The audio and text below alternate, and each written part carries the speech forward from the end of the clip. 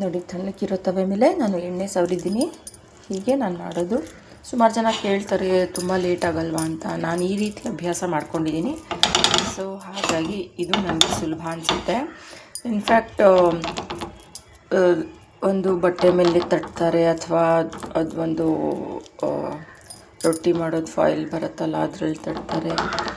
ಆಮೇಲೆ paper cover ಮೇಲೆ, ಹಾಲಿನ ಕವರ್ ಮೇಲೆ ತಟ್ಟಿ ಹಾಕ್ತಾರೆ.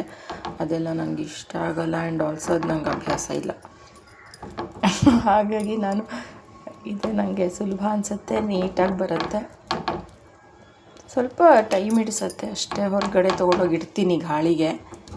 ನಾನು ಕುಕ್ಕರ್ ಅಷ್ಟೇ, ಅಡುಗೆ ಕುಕ್ ಮಾಡಿದ ತಕ್ಷಣ ಕಿಚನಲ್ಲೇ ಬಿಡೋಲ್ಲ. ಅದನ್ನು ತೊಗೊಂಡೋಗಿ ಬಾಗಿಲ ಹತ್ರ ಇಡ್ತೀನಿ ಗಾಳಿ ಬೀಸಿ ಬೇಗ ಸ್ಟೀಮ್ ಹೋಗಲಿ ಅಂತ. ಸ್ಟೀಮ್ನ ನಾವೇ ತೆಗಿಬಾರ್ದು, ಅದೇ ಹೋಗಬೇಕು.